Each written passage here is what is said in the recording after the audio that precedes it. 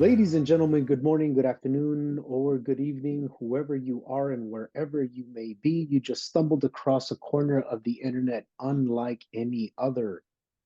This is the Business Funding Nation, the no nonsense, unfiltered source of financial wisdom in the podcast world for both business owners and aspiring loan brokers.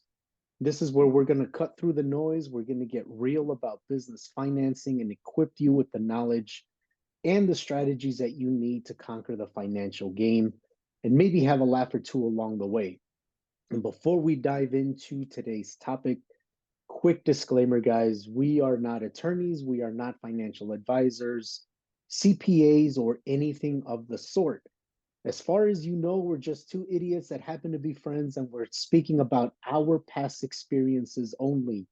And what we state should not be substituted for the advice of licensed professionals.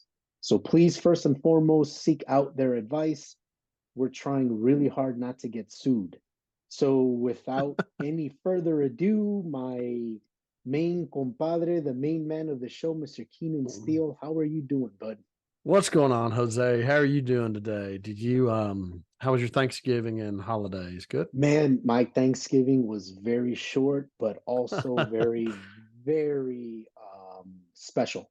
It's Good. love getting together with family, with friends. My son came home from school, so he was on break a little bit and brought a couple of his friends over. So it was always great to kind of mingle with people that would be outside of your normal circle. So it was good, man. How was yours? Good. It was good. We went to East Texas one day and then to West Texas the other day. We're located here in Dallas. And so it was good. My wife got to see a bunch of family that she hasn't seen in a while, got to see a bunch of nieces and nephews and went outside and played some football with them and got to watch the Dallas Cowboys win, so it was good. I'm glad it's over.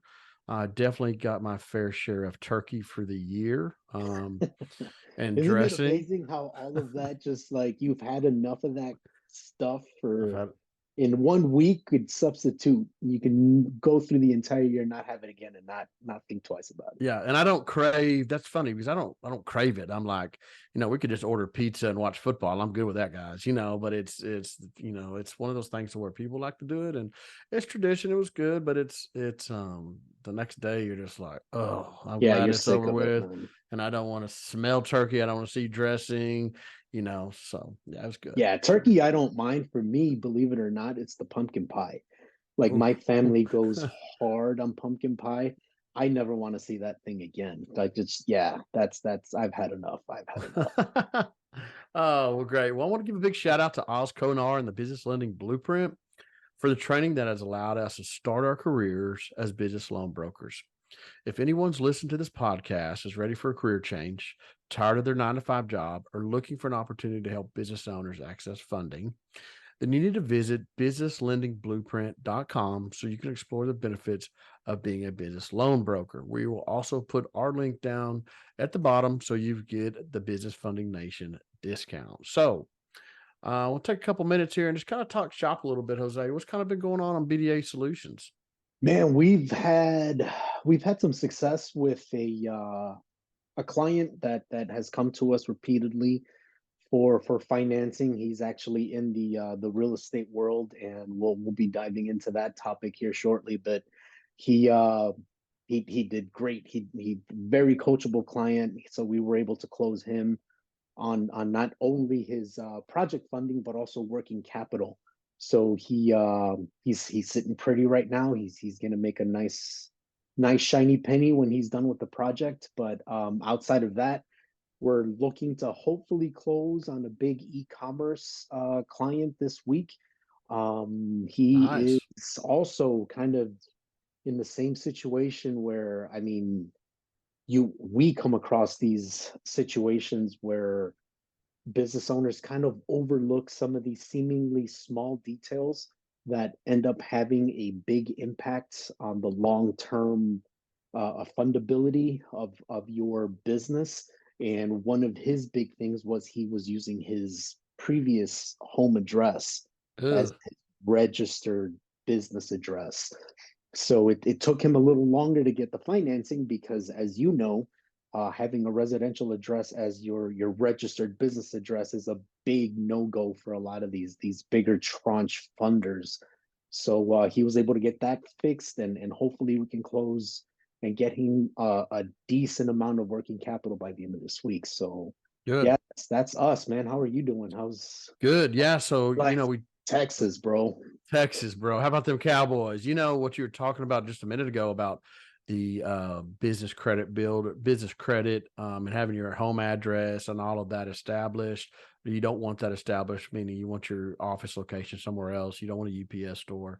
You want to use a virtual address. So we teach that in our business credit builder over here at Pro Business Funding. So but yeah, that's it. I've seen a lot of files get declined because people's address were using a PO box or their residence address. They're using their cell phone. They didn't have a 1-800 number registered with 411, or anything like that. So if you guys find yourself in that predicament, reach out to us. We have a really great business credit builder program. It also helps you form your entity and make sure that your business is fundable. Okay, that's what we want to do. So, anyways, make a long story short, yeah, it's been a busy week. It was a 3 day work week last week. A lot of people reaching out for capital before Thanksgiving or trying to get it. I don't know. We've got several approvals in last week, and then we also get several declines. So, that's part of the business too. Is people would just trash credit that came in, and you try to preach to them, hey, we need, you can't do anything with this credit. So we either need to get this fixed and get these collections and charge offs removed, or you're not going to be able to get funding. And then they don't believe me and they go to other lenders. They still continue to get denied. And then they come crawling back saying, hey, can you guys get this fixed in the next week? No. So that's kind of what we've been dealing with, working on a lot of equipment loans going on. We also got a couple of new programs in that I shared with you guys about non-resident or non-permanent resident trucking equipment loans that we can do. So if you know anybody that's out there that's does not have their permanent resident card, that is looking to finance equipment, semis or heavy construction equipment, we can now finance that, and there's no FICO score required. It's just a little bit heavier of a deposit that's needed to put down on this stuff. So, Yeah.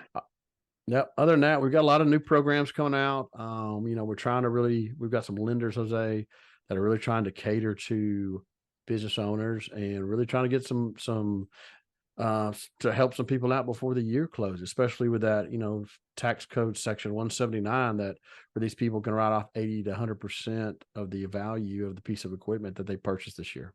Yeah, no, and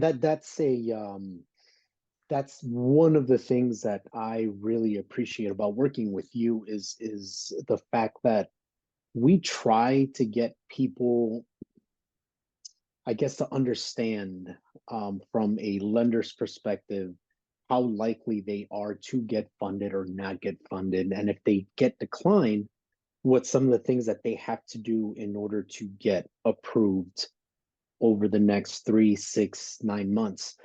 So setting expectations is one of the things that I think both you and I really try to solidify before we get too deep into a file, so that when that person comes back to us and says, hey, you know what, I've tried my application with 50 other lenders, now I kind of believe what you were telling me 3 months ago, can you fix my situation in a week?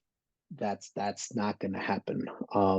So yeah, Yeah. those are really good principles to be operating from. So I really appreciate you, the way you communicate those standards with your clients. Yeah, it's definitely, it has to happen. You gotta, if you're gonna be in this business, and if you're just gonna be in business general, you have to understand what can get you denied and what you can't. We're not gonna go down that rabbit hole today because we're gonna talk about a really special program, the real estate investing. But I can tell you this, and we're gonna do a segment on business credit and financing and how it all plays in together and how you can get turned down for having a wrong email address. Okay, so it's really important, but we'll go down that a little bit later on.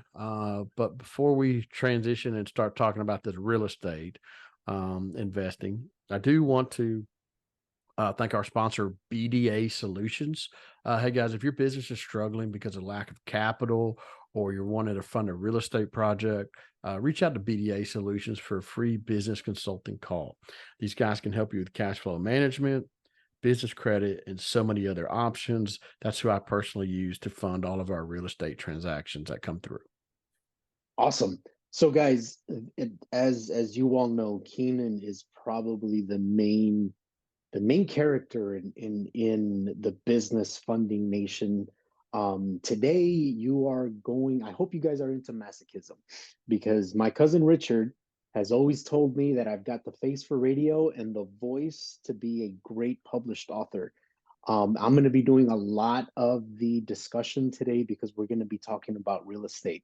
Real estate is one of the niches that I have a real affection for. I really love the industry. I love being able to help people that bring real estate deals to me in a couple of different ways, and I'm going to give as much information as I can that would be beneficial to not only real estate investors, but also brokers that may be interested in also working the industry as their niche to serve. So we're going to dive into a bunch of different details. Keenan, I know that real estate probably isn't one of the things that you cater to.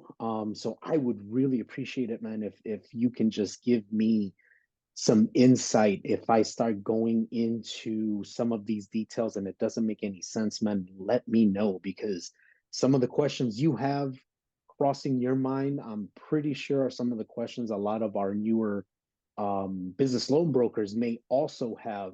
And you there, as I guess the old saying goes, there is no such thing as a dumb question.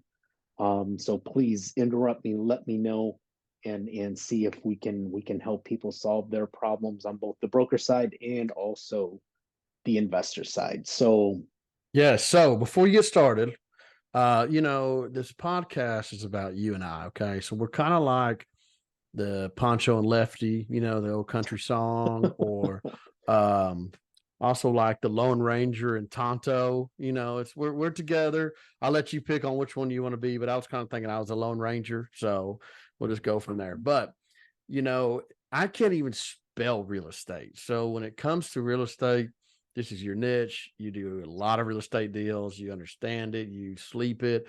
You eat it. You breathe it. You talk about it. But like I said, I'm still trying to figure out if real estate is one word or two. So I'm deep diving in with you, and let's get this thing started.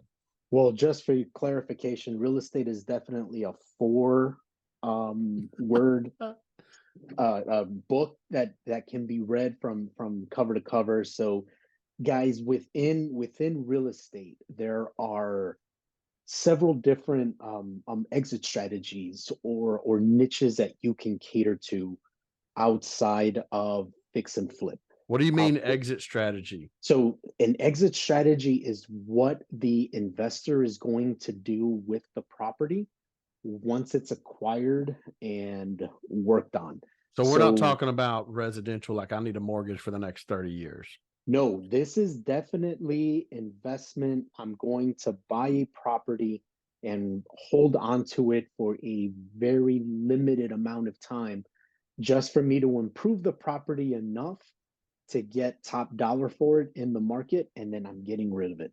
Okay. So it's definitely it's a niche where if you are looking to buy a property and live in that property, this is not for you. The very first thing that you are looking as not only a broker, but maybe even on the investor side, if you're thinking about real estate, the very first thing you have to do before you even start looking at properties is you have to have an established entity in the state that you're going to be acquiring the real estate in. Okay. I So got a whether question. that's in, yes, sir. Should it be like, let's say, Keenan Steel Investment, Keenan Steel Holdings? What do people not want? What do lenders look at that's like, so like for trucking, people don't want to see trucking or hauling. They want to see logistics, ABC Logistics Company. So kind of explain that to me on what lenders are looking for when people are setting up their real estate investment entity. Very good point. So when you are establishing your entity, and again, kind of going back to the disclaimer, guys, that we started the podcast off with, where we're not CPAs, we're not attorneys, but based on my previous experience, if you're going out to establish an entity and then from that entity establish a business bank account from which you are going to be acquiring business funding, in order to open that business bank account, do not refer to your entity name, and it should not have the word investments, real estate, real estate ventures, anything at all alluding to actually being in the real estate world.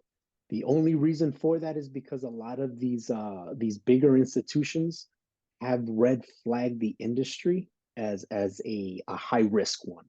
And so they're some of them may even deny you getting a business bank account with their organization if you have that name registered on your legal docs for your entity. So stay away from that. Maybe do a little bit more of a general name, some type of consulting program or something alluding to your helping people get information or marketing or consulting, because that will be able to open up the doors to actually getting some of these preliminary things checked off your to-do list in order for you to go out and get funding. So first and foremost, established entity. Try to stay away from the real estate industry or alluding to the real estate industry within the entity name. Second thing, your exit strategy. Guys, as I said earlier, there's a bunch of different exit strategies within real estate. We're going to be concentrating on fix and flip in this conversation. But just know there's wholesaling, there's buy and hold, there is subject to, there's all kinds, and then there's the commercial world, which is an entirely different monster in and of itself. So purposes of this conversation, fix and flip, but know that there are different exit strategies involved with different types of deals within the industry.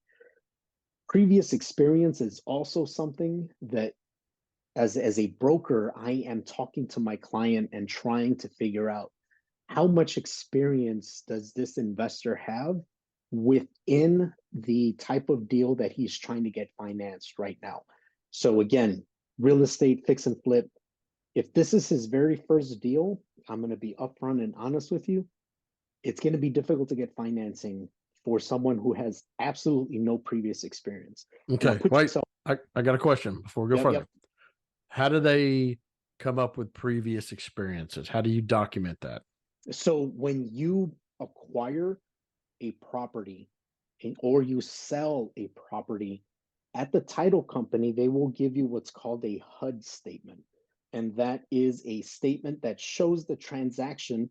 It'll show the buyer, it'll show the seller, it'll show how much the property was sold for. So when they ask for previous experience, and if you say I sold 5 other houses in the last 3 years, the lender may come back and say, that's awesome, that's exactly what we want. Now show me the HUD statements for those transactions. If you cannot produce them, it doesn't count. So Gotcha. even if I've had plenty of clients come in and say, hey, you know what?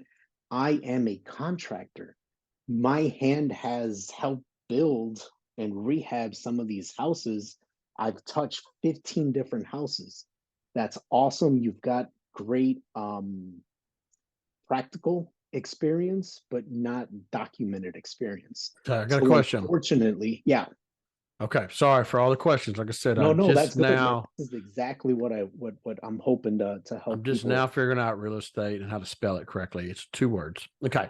So what if you okay, so Jose, let's say that I had some cash and I went down here to South Dallas, not the best part of town, and I bought a couple small houses cash and I fixed and flipped them. Okay. I did it, didn't borrow any money, but I did it with my own cash. Can you still get the HUD statement at the end when you close that says, "Hey, I bought it for this, I sold it for this," or does the investment company have to show previous financing experience doing this, or can it be cash? So very good. Yes, that experience would be considered documented experience because the name on the HUD is going to be the name of the owner. The name on the registered document for the entity that is now looking to acquire the subject property that we're discussing now, the registered owner for that entity is going to be the name of the owner on those HUD statements. So as long as the name of the personal business owner or the name of the entity appears on the HUD statements, then it's considered documented experience that will count towards being a more experienced investor versus a novice investor. Does that make sense? That does. Thank you. Okay, cool. So again, established entity, guys, within the exit strategy that you're looking to get financed, previous experience, credit is another thing that we're going to be taking a look at. It is best that you have established credit. It is very, very important because you are coming in and you're asking for hundreds of thousands of dollars to acquire and fix up a property. If you can't even handle personal expenses, what allows you to think that a lender is going to add on not only the debt load of an extra 100,000, $200,000 for your new venture when you can't even handle normal day-to-day personal expenses? So Okay, make so sure Jose, your credit, guys, is up to par. okay, that is a very good point. You have to have good credit to do anything in business. But my question is, what do you mean load on more debt? Meaning another 100,000? Are there real estate deals to where you can buy the purchase and then they'll give you money for the rehab too? Yes. So when you put a property under contract, an investment property under contract, the loan itself will be a commercial loan, meaning it won't appear on your personal credit. The entity will be on the loan documents. However, you as the business owner do sign on as the guarantor for that loan, meaning if you were to default and they were to repossess that asset, you are on the line for the money that is owed through the loan that is given to you. So yes, there is some congruity there between the commercial business finance and the personal finances of the business owner. Okay. Okay. The last thing, guys, that we take a look at when considering a real estate project is the liquidity of the business owner or the organization that is buying the property. You need to have cash available to invest into the property. The myth of 100% financing, guys, is just that. It is a myth. There is no real estate lender that is going to give you 100% to buy and rehab the property. Every lender wants you to have skin in the game. Every lender wants there to be some type of sweat equity on your part to make sure that you actually have the incentive to finish the project. Because if you are pulling money out of your own pocket, the chances of you just dropping everything and walking away from the project is reduced. And that's exactly, especially in today's market, that is what real estate lenders want to see. They want to have some type of assurance outside of your signature that you're actually going to see this thing through. Does that make sense, Keenan? Yeah. So what you're saying is they're not going to give you 100% of the money to do this. So let's say for easy numbers and for math, my math is better than my spelling. I can tell you that for sure. But so let's say that you found a property that's worth $100,000. Okay. And for some reason, you're going to buy it for, I don't know, $30,000. and you think that it's going to be a fix and flip, it's going to cost you another $30,000 to get it up to par. Then you're going to be able to sell it for 100. Okay, so that would be $60,000 is what you need to borrow in total to pay for the property and for the rehab. What LTV, loan to value, will they give you for that property if it's going Awesome. to be? And how do they?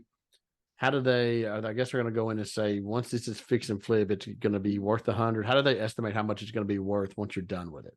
Okay, so there's two different questions. Let's attack that first one first. Okay, so with regards to the LTV, all ties back to your credit and your previous experience. Okay. The higher you are in each of those categories, the higher your LTV is going to be. So you have to have the sweet spot is to have at least three deals done, three fix and flip, three fix and flip deals done in the last 3 years, so one per year, and that you have that credit score give or take around 680 for you to get higher LTV values and lower interest rates. Now, do those 3 deals have to be the same amount? So, like, if you're wanting to borrow 100, does it need to be 100,000, 100,000, 100,000, then you can borrow 100,000? Or can it be like, I did one the other day for 75,000, did another one for, like 190, did one for 230, and now I want to borrow $1,000,000.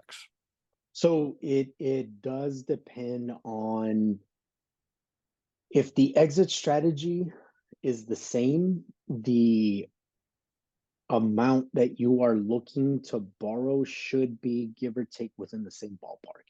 So if you had three previous deals done and they're all, let's say, $1 million worth of real estate on Hmm. each deal, and the one that you come to me for and you say, hey, you know what, Jose, I need 500,000 to get this thing done. Absolutely no problem. We know you can manage $1 million project. $500,000 is probably no big deal. Okay. Now, if it's the other way around, if all of your experiences have to do with lower end brackets, and now all of a sudden you're coming to me with a luxury single family home, there are going to be a lot. I'm not saying that it's a no go. There's going to be a lot more questions that are going to be asked. So, for example, do you have a strong handle on your scope of work, which is pretty much a document that details what type of work and in what phases the construction is going to be done in. So, if you've got $1 million single family home and you're putting in the fixtures that you were putting into the lower bracket homes, the lender's going to either tell you you've got to revise the scope of work or you've got to drop the project altogether because that property is not going to sell. So there's a lot of nuances that are taking place to make sure that you have the experience, but also have the knowledge from the market perspective to make sure that this thing's going to go through. Okay. How in depth does the lender get with, the design? Let's say that you're buying, you bought $100,000 house. So the house would be worth $100,000, but it's in South Dallas, not the best part of town. You got it for 30,000. You're going to put 30,000 rehab in it. How in depth do the lenders go looking at the chandeliers that you might put in, or the light fixtures, or the wallpaper, or the carpet, the flooring? Do they look at, does all of that has to be listed out in your master plan of why you think it's going to cost you $30,000 to rehab this? So yes and no. They are going to take a look at your scope of work to make sure that the phases of construction are within reason. So if we know, for example, that a house is selling for $250,000 in this neighborhood, and you're coming in and you're saying I'm going to replace the flooring on it, that it has market relevance and that you aren't overcharging or over improving the property, because at that point you would be losing money, and the chances of you losing money is probably going to be passed on to them, because or the risk is going to increase on their side, I should say, because you're going to have to drop the selling price, which means it's going to be a tighter strain on your profit, and the likelihood of them getting repaid goes down. So there's going to be some correlation there. However, they're not going to go in and give you, like, let's say, for example, a list of materials that you have to choose from. Okay. That's pretty flexible, but they just want to double check and make sure that what you're doing makes sense from a budget perspective and also a market perspective. What happens if something gets messed up and the bank thinks it's gonna, appraise it 100,000. You think it's gonna appraise it 150,000, whatever it may be, but then it doesn't sell to even clear the bank note. Does the seller or the investment guy company have to come up with the rest of the money so it doesn't show a default? Yes. Yes. Okay. So this is one of the reasons why a lot of real estate deals fall apart is because of the disagreement in this exact argument. Okay. So a lender can come back and say, "Hey, you know what? This house is only going to sell for 100,000," when the investor thinks he's going to get 150 for it.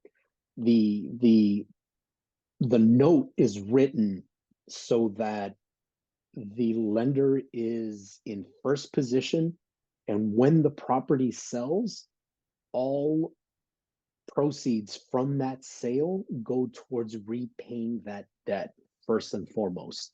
So if there's $100,000 worth of debt on that property, but the property only sells for 90,000, the investor is going to have to come out of pocket and cover to make sure that that note is 100% paid for, because they promised that they would repay that amount when they got into the loan. Does that make sense? Yes, this is why I'm just going to stick with bulldozers, trucks, and airplanes, which we can finance airplanes. So if anybody needs airplane financing, reach out to me. I've got a good deal, good program for that. So, That's awesome. Good stuff, bro. So what I guess a lot of the most common hurdles that brokers come across when they're putting out their marketing message to help real estate investors, a lot of them have um, difficulty getting financing for brand new investors. A lot of them have difficulty getting financing for investors with lower credit scores. A lot of them have difficulty with getting a deal closed within a certain amount of time. And a lot of them have difficulty getting a deal closed when the investor does not have that 20% down payment to work with. When they're putting all of their eggs in the basket of, oh, I can just go out and get 100% financing, and now all of a sudden they're under contract, they can't close because they found out that that myth isn't true. That is when the if you as a broker have the answers to those problems, that is when you increase your value as a broker in the real estate investor marketplace. So there's this group, um forgot what it's called, like the Builder Funding Nation. Have you heard of it, Keenan? builder, Something builder funding Builder nation. Funding, Business Funding Nation, maybe, Oh, maybe, hello, Business something like Funding that. Nation. Yeah, yeah, That's the those name of our those guys, podcast. those Yeah, those guys. Yeah, guys, yeah, yeah, those guys. Poncho If and you want Lefty, to, if Tonto you and want Toro. to, That's not his there you name. go, Toto. No, Um, not Toto. if What's the cowboy? The I Lone have no idea, Ranger. bro. Hello. I am not that old. I did not watch. I watched Oh, Thundercats, bro. okay. Okay, all Poncho right. and Lefty, you understand. So if you want to be a bad mother funder and Ooh, I have like the that. ability to close on some of these deals, guys, we within our community in the Business Funding Nation have the answers to a lot of these common hurdles that brokers can, again, really help get their name out there and recognized as someone who can get stuff done. We have lenders that can finance projects with no previous experience. Yep. So, a brand new investor who's never picked up a hammer before, we can help get them funded. We can help investors with bad credit scores because our one of our lenders does absolutely no credit check. We have another lender that can close in 7 to 10 days. Now, kind of going back to the conversation that we started with earlier, guys, setting expectations. These are all great things that will solve problems. However, they do come at a cost. So, having no experience, having bad credit, and needing to close quickly, all of that translate to lower LTVs and higher interest rates because you are asking the lender to take on more risk. So a response to that is compensating them with either more money out of your pocket and or higher interest rate. The other thing that we can help real estate investors kind of overcome is their liquidity issue. We have a lender Meaning that does. what? So if you come to me and say, hey, you know what, Jose, I've got this property under contract. I have it under contract for 100,000, and it needs $60,000 worth of work. My first question to you is, do you have the ability to put or produce a 20% down payment to get into that project? 20% of the purchase price of that house. And Okay. so in that example, you would need 20 grand to be able, plus your other closing costs, to be able to get into that project. Okay. If you don't have that money, if you don't have that availability, that liquidity, sorry, you're not going to be able to close on the deal.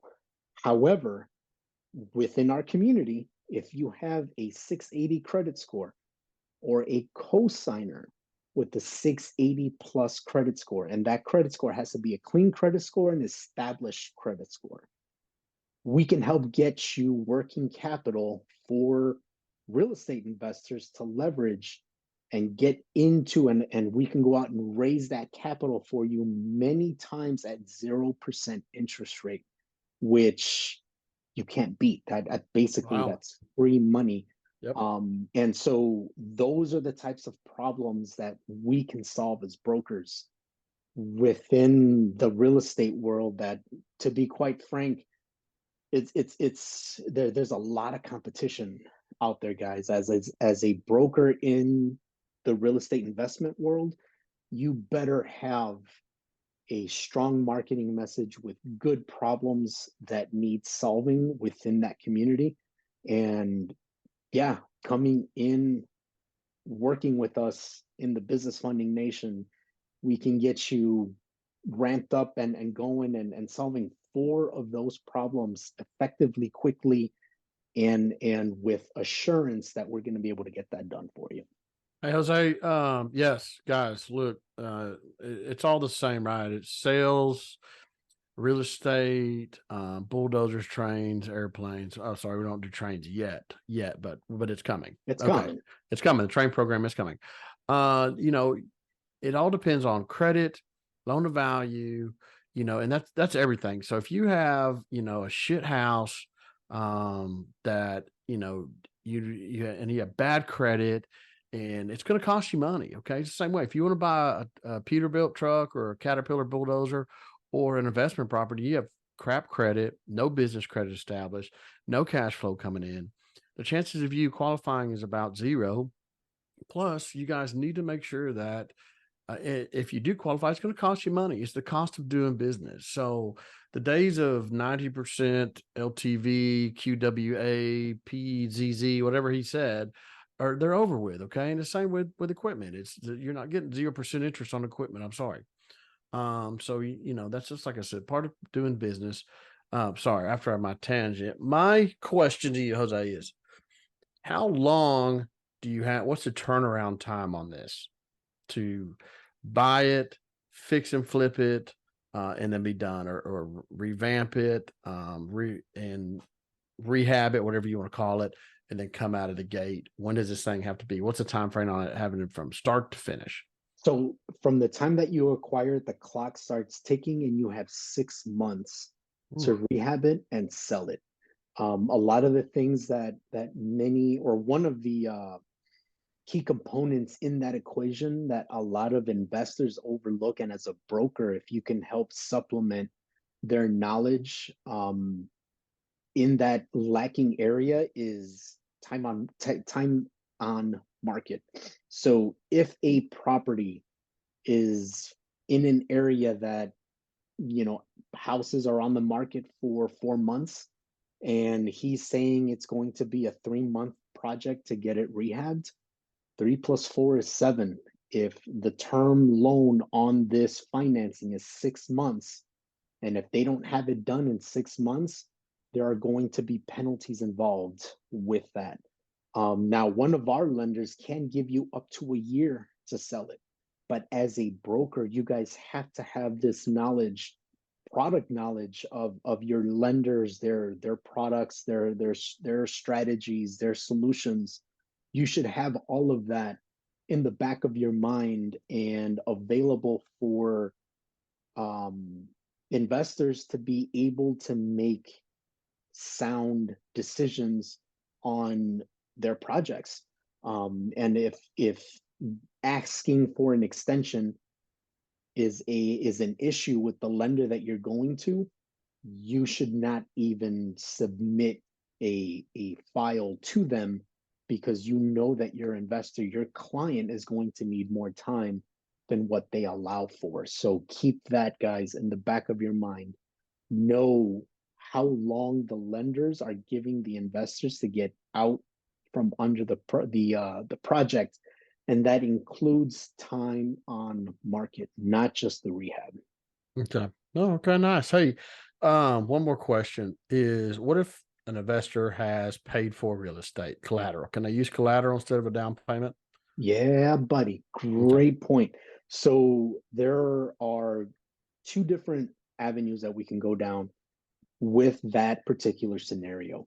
The first one, yes, we can use that free and clear property and collateralize it against the loan to lower the down payment requirements. You can possibly get into if the equity in that free and clear property is high enough, you might be able to get into a deal with absolutely no down payment required.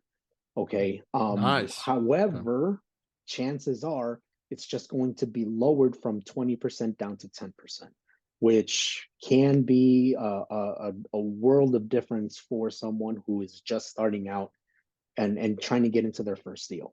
Cool. The other avenue that we can do, and again, if you're a member of the Business Funding Nation community, we have a great program. It's a purchase leaseback. What that will do is allow the owner of that property to access the equity that they have in the property, get cash for it. The lender would be buying the property from the owner in exchange for the cash. And then there are predetermined timelines and purchase point where the owner can buy the property back from the lender. So if you do your analysis properly, you can literally put down this property free and clear, get the cash through our purchase leaseback program, reinvest that capital into this new project, sell it, buy it back from the original seller, and now you've got free and clear property with a ton of extra profit that you made in the fix and flip.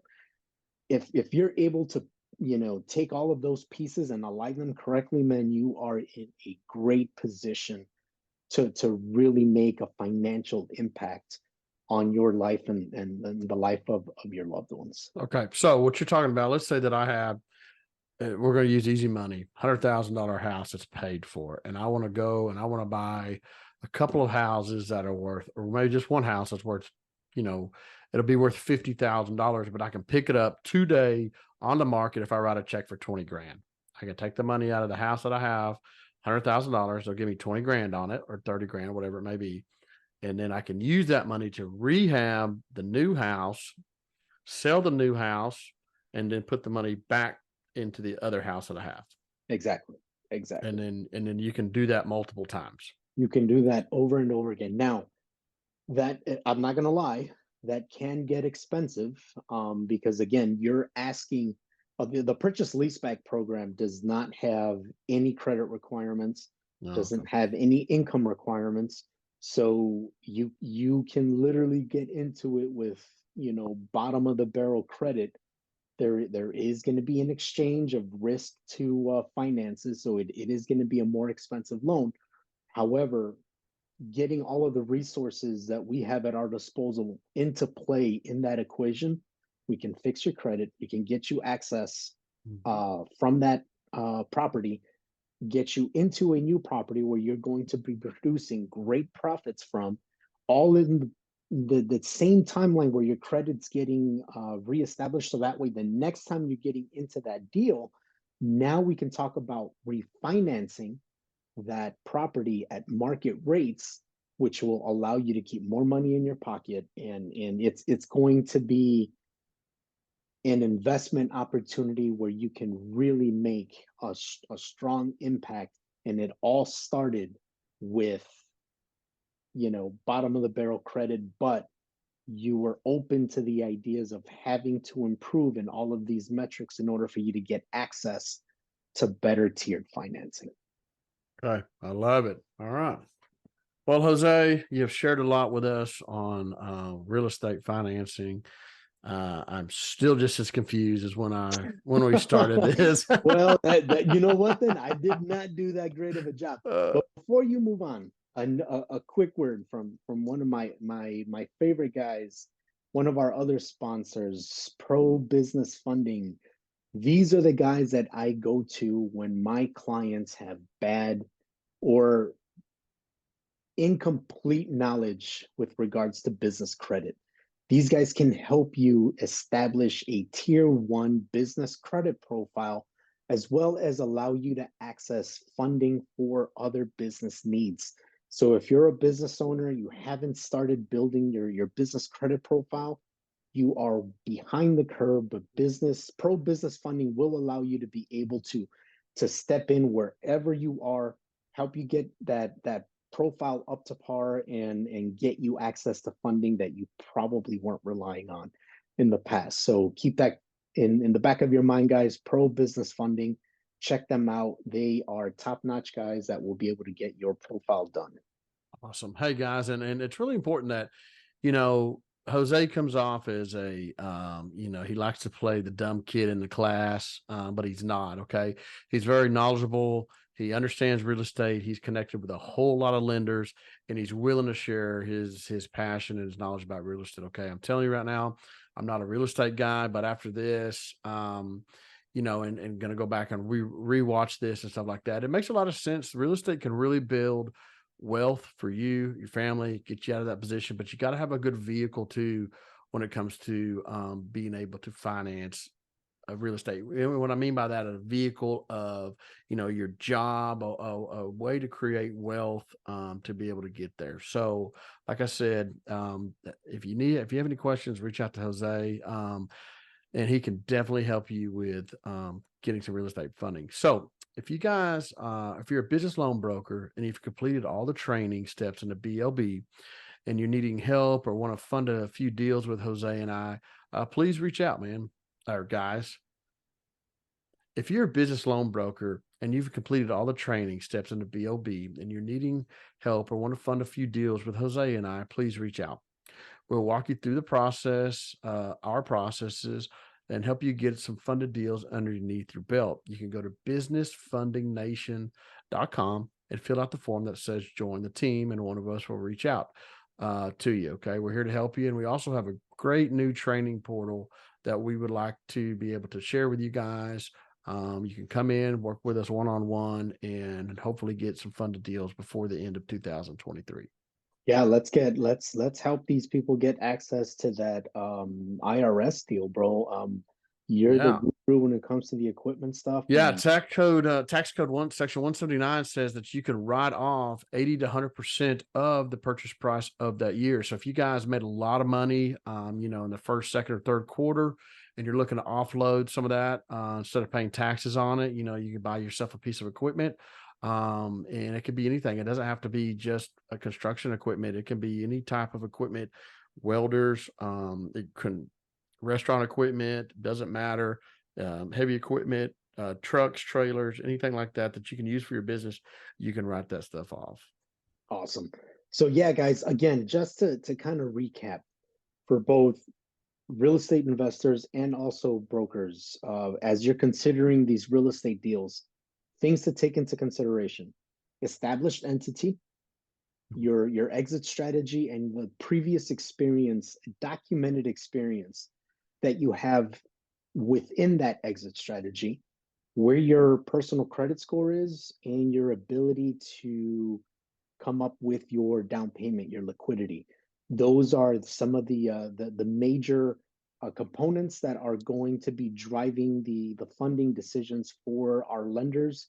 So take those into close consideration.